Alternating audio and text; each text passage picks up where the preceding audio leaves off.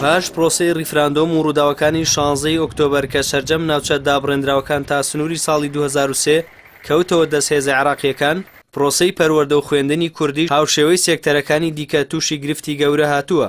بەپێی ئەو داتانەی دەست پێیان کەوتووە تەنها لە کەرکووک 500 مامۆستا لە پرۆسەی خوێندنی کوردی ئەمساڵ مۆڵەتیان وەرگرتووە کە زۆربەیان بەهۆی کێشەکانی دوای ریفراندۆم و مەترسیەکانەوە داوای مۆڵەتیان کردووە. هەر لە کەرکووک 300 مامۆستای پرۆسەی خوێندنی کوردی بەهۆی ڕووداوەکانی دوای 16 ئۆکتۆبەرەوە هەڵهاتوون و نەیانتوانیوە بگەڕێنەوە ناوچەکانی خۆیان و درێژە بەوانەوتنەوە بدەن.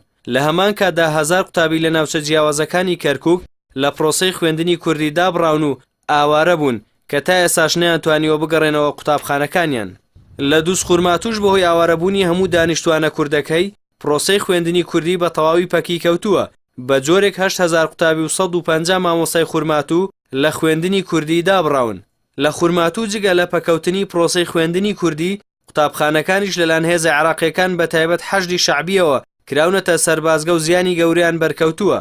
بەرپرسانی خوێندنی کوردی لەو ناوچانە بۆ چارەسەرکردنی کێشەکان یادداشتیان ئاراستەی هەریەکە لە کونسوڵی ئەمریکا لە هەرێم و وەزیری پەروەردەی عێراق و سەرۆک کۆماری عێراق کردووە. داواشیان کردووە پەلە بکرێت لە ڕێخستنەوەی پرۆسەی پەروەردەی ناوچە دابڕێنراوەکان. هەروەها موچەیە و مامۆستایانە بگوازرێتەوە بۆ سەر وەزارەتی پەروەردەی عێراق کە تا ئێستا لەلایەن هەرێمەوە بە شێوەیەکی نیوە ناچڵ دابەش دەکرێت.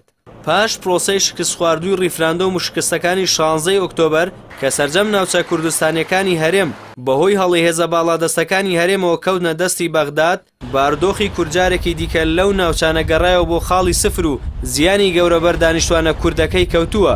هەروەها هەزاران قوتابی و مامۆستاش بەو هۆیەوە لە پرۆسەی خوێندن دابڕاون.